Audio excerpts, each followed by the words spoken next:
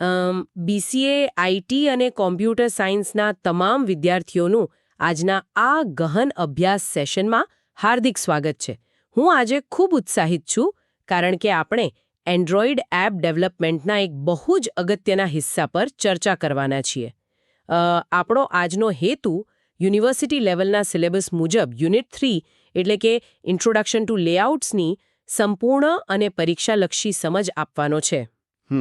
અને આજના આપણા સોર્સ મટીરિયલમાં લેઆઉટ્સ, એક્ટિવિટીઝ, ઇન્ટેન્ટ્સ અને બેઝિક ડેટાબેઝ એટલે કે એસક્યુએલ લાઇટ એની થિયરી અને પ્રેક્ટિકલ બંને વિગતો શામેલ છે. આપણે ક્લાસરૂમ જેવા જ માહોલમાં પણ એકદમ પ્રેક્ટિકલ એપ્રોચ સાથે આ ટોપિક્સનું એનાલિસિસ કરીશું, જેથી પરીક્ષામાં સારા માર્ક્સ સ્કોર કરી શકાય. બિલકુલ. તો એટલે સૌથી પહેલા લેઆઉટ્સથી શરૂઆત કરીએ. લેઆઉટની વ્યાખ્યા જોઈએ તો આ એક પ્રકારનું અદ્રશ્ય કન્ટેનર છે, એક ઇનવિઝિબલ કન્ટેનર જે સ્માર્ટફોન સ્ક્રીન પર બટન, ટેક્સ્ટ અને ઇમેજીસ જેવા યુઝર ઇન્ટરફેસ એલિમેન્ટ્સનું આખું માળખું અને દ્રશ્ય વ્યવસ્થા એટલે કે વિઝ્યુઅલ અરેન્જમેન્ટ નક્કી કરે છે. હા, સાચી વાત છે. અને તેમાં સૌથી બેઝિક અને સરળ પ્રકાર છે લિનિયર લેઆઉટ. જુઓ, નામ પરથી જ ખબર પડે છે કે આ લેઆઉટ વ્યૂઝને સિંગલ રો અથવા સિંગલ કોલમમાં ગોઠવે છે. આમાં આઇટમ્સ ક્યારે એકબીજા પર ઓવરલેપ થતી નથી. આનો સૌથી મહત્વનો એટ્રીબ્યુટ છે ઓરિએન્ટેશન. જો આપણે તેને વર્ટિકલ સેટ કરીએ તો વસ્તુઓ ઉપરથી નીચે ગોઠવાય છે અને હોરિઝોન્ટલ રાખીએ તો ડાબેથી જમણે. અચ્છા, એટલે આ તો આપણા રોજિંદા જીવનની પેલી ટિકિટ કાઉન્ટરની લાઇન જેવું જ થયું ને. જો લાઇન વર્ટિકલ હોય તો લોકો એકબીજાની પાછળ સીધા ઊભા રહે છે અને હોરિઝોન્ટલ હોય તો આજુબાજુ ઊભા રહે છે. અને આમાં લેઆઉટ વેટ નામનો પણ કોઈ કન્સેપ્ટ આવે છે ને? હા, લેઆઉટ વેટ એ નક્કી કરે છે કે સ્ક્રીનમાં બાકી રહેલી જગ્યા કેવી રીતે વહેંચવી.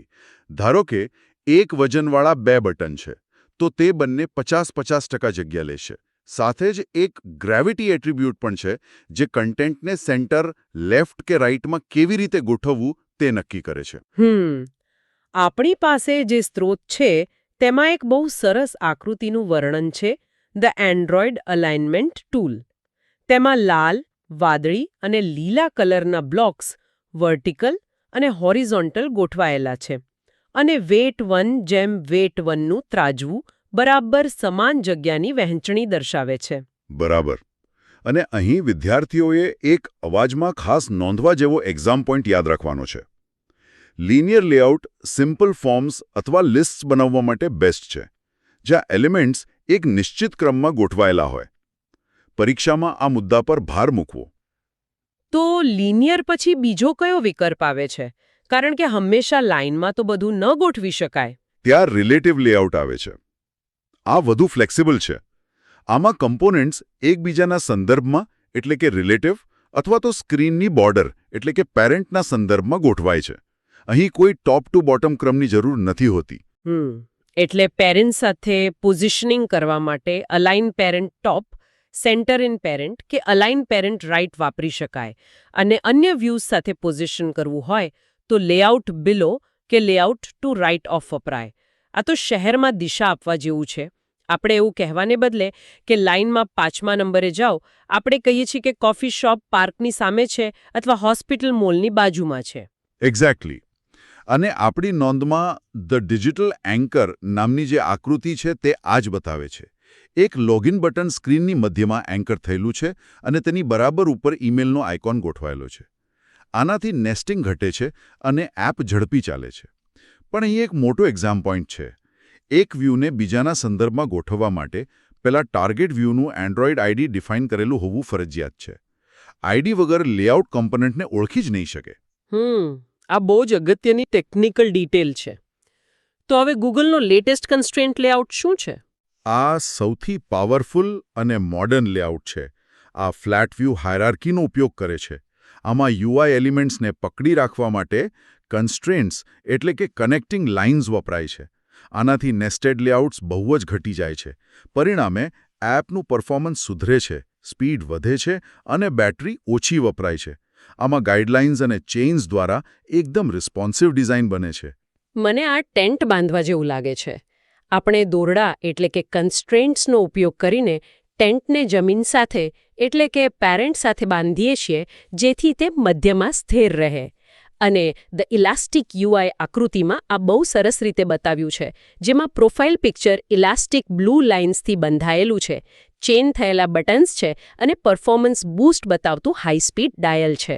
બહુ જ સચોટ ઉદાહરણ. અને કન્સ્ટ્રેન્ટ લેઆઉટ માટે એક્ઝામ પોઈન્ટ એ છે કે એન્ડ્રોઇડ સ્ટુડિયોમાં માત્ર XML કોડ લખવા કરતાં ડિઝાઇન અથવા લેઆઉટ એડિટરનો ઉપયોગ કરી ડ્રેગ એન્ડ ડ્રોપ સાથે આ લેઆઉટ વાપરવું શ્રેષ્ઠ છે. વાઇવા પરીક્ષામાં આ ખાસ પૂછાય છે. અત્યાર સુધી આપણે ખાલી માળખાની વાત કરી, પણ સિમ્પલ યુઝર ઇન્ટરફેસ ડિઝાઇનિંગની પ્રક્રિયા શું છે? UI ડિઝાઇનિંગ એટલે યોગ્ય વિજેટ્સ અને લેઆઉટ્સને ભેગા કરી લોગિન અથવા કોન્ટેક્ટ ફોર્મ બનાવવાની પ્રક્રિયા. આમાં લેબલ દર્શાવવા ટેક્સ્ટ વ્યૂ, ડેટા ટાઈપ કરાવવા એડિટ ટેક્સ્ટ, એક્શન કરવા માટે બટન અને લોગો દર્શાવવા ઇમેજ વ્યૂ જેવા કમ્પોનેન્ટ્સ વપરાય છે. અને આને વ્યવસ્થિત ગોઠવવા માર્જિન અને પેડિંગ વપરાય છે ને? માર્જિન એટલે વિજેટની બહારની જગ્યા અને પેડિંગ એટલે વિજેટની અંદરની જગ્યા. આ બિલકુલ ડાઇનિંગ ટેબલ સેટ કરવા જેવું છે. ટેબલ ક્લોથ એ લેઆઉટ છે અને થાળી એટલે ટેક્સ્ટ વ્યૂ, ચમચી એટલે એડિટ ટેક્સ્ટ અને ગ્લાસ એટલે બટન. આ બધાને એવી રીતે ગોઠવવા પડે જેથી જમનાર સરળતાથી જમી શકે. સાવ સાચી વાત. ધ UI કન્સ્ટ્રક્શન સાઇટ નામની આપણી જે આકૃતિ છે તેમાં એક લોગિન ફોર્મની બ્લુપ્રિન્ટ બતાવી છે, જેમાં માર્જિન અને પેડિંગના માપ 40, 30, 20 અને 70 સ્પષ્ટ દર્શાવ્યા છે. અને અહીં એક્ઝામ પોઈન્ટ એ છે કે XMLમાં UI ડિઝાઇન કરતી વખતે દરેક વિજેટ માટે લેઆઉટ વિડ્થ અને લેઆઉટ હાઇટ ડિફાઇન કરવા ફરજિયાત છે. આ વેલ્યુ મેચ પેરેન્ટ અથવા રેપ કન્ટેન્ટ હોઈ શકે છે. હવે આ ફોર્મમાં ડેટા ભર્યા પછી યુઝર ઇનપુટ કેવી રીતે હેન્ડલ થાય છે? ખાસ કરીને બટન્સનું કામ શું છે? બટન પર ક્લિક કરવાથી ઓન ક્લિક લિસનર નામની ઇવેન્ટ ટ્રિગર થાય છે. તેનો ઉપયોગ ફોર્મ સબમિટ કરવા, નેવિગેટ કરવા કે લોજિક ચલાવવા થાય છે. આ આપણા ઘરની લાઇટ સ્વિચ જેવું છે. સ્વિચ પાડો એટલે ઇનપુટ આપ્યું અને લાઇટ ચાલુ થાય એટલે એક્શન થઈ. અહીં એક્ઝામ પોઈન્ટ યાદ રાખવો કે XMLમાં બટનનો સૌથી મહત્વનો એટ્રીબ્યુટ એન્ડ્રોઇડ ID છે. આનાથી જ જાવા કે કોટલિન કોડ બટનને શોધી શકે છે. અને પેલા ટેક્સ્ટ ફિલ્ડ્સ જેને એડિટ ટેક્સ્ટ કહેવાય છે, એ તો કાગળ પરના ખાલી ફોર્મ જેવા જ છે. આમાં પ્લેન ટેક્સ્ટ, પાસવર્ડ ફિલ્ડ્સ જેમાં કેરેક્ટર્સની જગ્યાએ ડોટ્સ દેખાય અને નંબર ઇનપુટ જેવા પ્રકારો હોય છે. આ બધું એન્ડ્રોઇડ ઇનપુટ ટાઈપથી નક્કી થાય છે. ધ ઇન્ટરેક્શન હબ નામની આકૃતિમાં આ બહુ સ્પષ્ટ છે. પાસવર્ડના ડોટ્સ, સબમિટ બટન પર આંગળી અને ડેટા ક્લાઉડ ડેટાબેઝમાં જતો એરો. બરાબર. અને ડેટા માટેનો એક્ઝામ પોઈન્ટ ખાસ યાદ રાખો. યુઝરે દાખલ કરેલો ડેટા પ્રોગ્રામિંગમાં મેળવવા માટે getText.toString મેથડનો ઉપયોગ થાય છે. તો અત્યાર સુધીના લેઆઉટ્સના ટોપિકનું જો હું ઝડપી રિવિઝન કરું તો આપણે લેઆઉટ્સના 3 મુખ્ય પ્રકાર જોયા. સિમ્પલ લિસ્ટ માટે લિનિયર, ફ્લેક્સિબલ ડિઝાઇન માટે રિલેટિવ અને પરફોર્મન્સ માટે કન્સ્ટ્રેન્ટ. સાથે જ UI, વિજેટ્સ અને ઇનપુટ હેન્ડલિંગનો કોન્સેપ્ટ પણ ક્લિયર કર્યો. હવે આ સેશનના બીજા મહત્વના ટોપિક પર આવીએ, એક્ટિવિટીઝ અને ઇન્ટેન્ટ્સ. એક્ટિવિટીઝ શું છે? એક્ટિવિટી એ એપ્લિકેશનનું સૌથી બેઝિક કમ્પોનન્ટ છે. આ એક વિન્ડો છે જેના દ્વારા યુઝર એપ સાથે વાતચીત કરે છે. દાખલા તરીકે લોગિન સ્ક્રીન. એપ શરૂ થાય ત્યારે સૌથી પહેલા દેખાતી સ્ક્રીનને મેઇન એક્ટિવિટી અથવા લોન્ચર એક્ટિવિટી કહેવાય છે. કોડમાં XML લેઆઉટને જોડવા સેટ કન્ટેન્ટ વ્યૂ મેથડનો ઉપયોગ થાય છે. આ તો કોઈ ટેક્સ્ટબુકના પેજ જેવું છે. આપણે એક સમયે એક જ પેજ વાંચી શકીએ છીએ, પણ બધા પેજ મળીને એક બુક એટલે કે એપ બને છે. ધ મલ્ટીસ્ક્રીન એપવાળી આકૃતિમાં આ 2 સ્ક્રીન્સ લોગિન અને સ્ટોર બતાવી છે અને તેમને મેગ્નિફાઇંગ ગ્લાસ સાથે એન્ડ્રોઇડ મેનિફેસ્ટ XML ફાઇલમાં રજિસ્ટર થતી બતાવી છે. અને આ જ આપણો મોટો એક્ઝામ પોઈન્ટ છે. એપ્લિકેશનમાં વપરાતી દરેક એક્ટિવિટીને એન્ડ્રોઇડ મેનિફેસ્ટ ફાઇલમાં ડિક્લેર કરવી ફરજિયાત છે, નહીતર એપ ખોલતા જ ક્રેશ થઈ જશે. ચાલો, એ તો સમજી ગયા. હવે આ એક્ટિવિટી લાઈફ સાયકલ શું છે? એક્ટિવિટી ક્રિએટ થાય ત્યારથી લઈને મેમરીમાંથી ડિલીટ થાય ત્યાં સુધીની અલગ-અલગ સ્ટેટ્સની આ એક કોલબેક સિસ્ટમ છે. આના સ્ટેપ્સ બહુ સ્પષ્ટ છે. પહેલું, ઓન ક્રિએટ, જે પહેલીવાર કોલ થાય લેઆઉટ સેટ કરવા. બીજું, ઓન સ્ટાર્ટ અને ઓન રિઝ્યુમ, જ્યારે યુઝરને સ્ક્રીન દેખાય અને તે ઇન્ટરેક્ટ કરી શકે. અને જો યુઝર બીજી કોઈ એપમાં જાય કે કોઈ પોપઅપ આવે તો? તો ત્રીજું સ્ટેપ, ઓન પોઝ કોલ થાય છે. અહીં એનિમેશન કે મ્યુઝિક રોકાઈ જાય છે. ચોથો છે ઓન સ્ટોપ, જ્યાં એક્ટિવિટી બેકગ્રાઉન્ડમાં જતી રહે છે. અને છેલ્લે પાંચમું ઓન ડિસ્ટ્રોય, જ્યારે બેક બટન દબાવવાથી એક્ટિવિટી મેમરીમાંથી સંપૂર્ણપણે દૂર થાય છે. એટલે આ તો કોઈ સ્ટેજ પ્લે નાટકના તબક્કા જેવું જ છે. ઓન ક્રિએટ એટલે સ્ટેજ બનવો, ઓન સ્ટાર્ટ એટલે પડદો ખુલવો, ઓન રિઝ્યુમ એટલે નાટક શરૂ, ઓન પોઝ એટલે ઇન્ટરવલ અને ઓન ડિસ્ટ્રોય એટલે નાટક પૂરું. ધી એક્ટિવિટી પાથ આકૃતિમાં આ જ વર્તુળાકાર ફ્લોચાર્ટ, સમય રોકાયેલો દર્શાવતું સ્ટોપવોચ અને મેમરી ખાલી કરતું રિસાયકલ બિન બહુ જ સુંદર રીતે સમજાવે છે. એકદમ સાચું. અને પરીક્ષા માટેનો એક્ઝામ પોઈન્ટ એ છે કે લાઈફ સાયકલનો ક્રમ હંમેશા યાદ રાખો. ક્રિએટેડ, સ્ટાર્ટેડ, રિઝ્યુમ્ડ, પોઝડ, સ્ટોપ્ડ અને ડિસ્ટ્રોયડ. બીજું ખાસ, જો ફોન રોટેટ કરવામાં આવે તો એક્ટિવિટી ડિસ્ટ્રોય થઈને ફરીથી રીક્રિએટ થાય છે. આ ઇન્ટરવ્યૂમાં વારંવાર પૂછાય છે. હવે એક એક્ટિવિટીમાંથી બીજી એક્ટિવિટીમાં નેવિગેટ કરવા માટે આપણે ઇન્ટેન્ટ્સ વાપરીએ છીએ, બરાબર? આ ઇન્ટેન્ટ ખરેખર શું છે? ઇન્ટેન્ટ એ એન્ડ્રોઇડ સિસ્ટમને મોકલાતો એક મેસેજ કે સિગ્નલ છે. આ એક સ્ક્રીનમાંથી બીજી સ્ક્રીનમાં જવા માટે વપરાય છે. આના માટે સ્ટાર્ટ એક્ટિવિટી મેથડ વપરાય છે. આ જીપીએસ નેવિગેશન સિસ્ટમ જેવું છે ને? આપણે હોમ પર છીએ અને મોલનું ડેસ્ટિનેશન સેટ કરીએ છીએ અને સિસ્ટમ આપણને ત્યાં લઈ જાય છે. આપણી ધ ડિજિટલ બ્રિજ આકૃતિમાં હોમ સ્ક્રીન પરથી ગો ટુ ગેલેરી બટન દબાવતા એક મેસેજ હવામાં ઉડીને ગેલેરી સ્ક્રીન સુધી પહોંચતો દેખાય છે.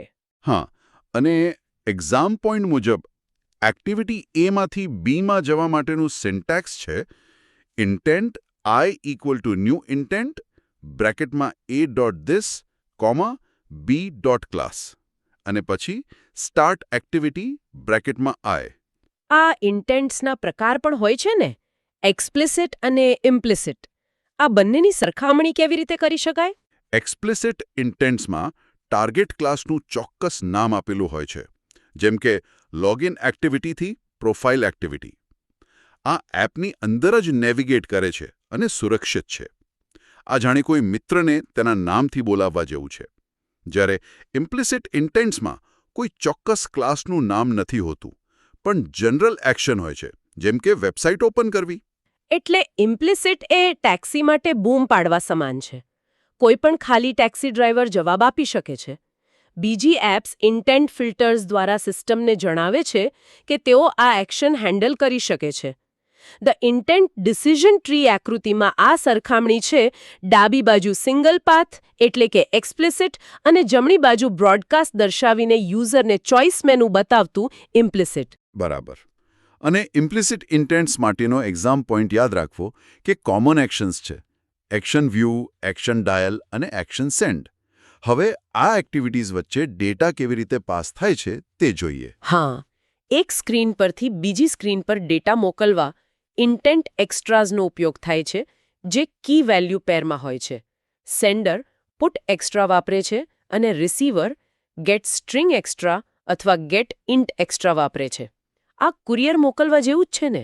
બોક્સ એ ઇન્ટેન્ટ છે, અંદરની ગિફ્ટ એ ડેટા છે અને બોક્સ પર લાગેલું લેબલ એ કી છે. ધ ડેટા ડિલિવરી આકૃતિમાં ટનલમાંથી પસાર થતું એન્વલપ અને રોબોટિક હાથ દ્વારા ડેટા એક્સ્ટ્રેક્ટ થતો બતાવ્યો છે. હા, અને એક્ઝામ પોઈન્ટ એ છે કે નવી એક્ટિવિટીની ઓન ક્રિએટ મેથડમાં ડેટા ડિલિવર થાય છે. કી હંમેશા સમાન હોવી જોઈએ. પ્રેક્ટિકલ એક્ઝામ માટે આનો 3 લાઇનનો જાવા કોડ સ્નિપેટ ખાસ તૈયાર કરી લેવો. એટલે ઝડપી રિવિઝન કરીએ તો એક્ટિવિટીઝ એટલે યુઆઈ વિન્ડો, તેની લાઈફ સાયકલના સ્ટેપ્સ આપણે સમજ્યા, ઇન્ટેન્ટના 2 પ્રકારો એક્સપ્લિસિટ અને ઇમ્પ્લિસિટ જોયા અને ડેટા પાસિંગ પણ સમજી લીધું. હવે આપણે આપણા આજના સેશનના છેલ્લા ટોપિક પર આવીએ, બેઝિક ડેટાબેઝ.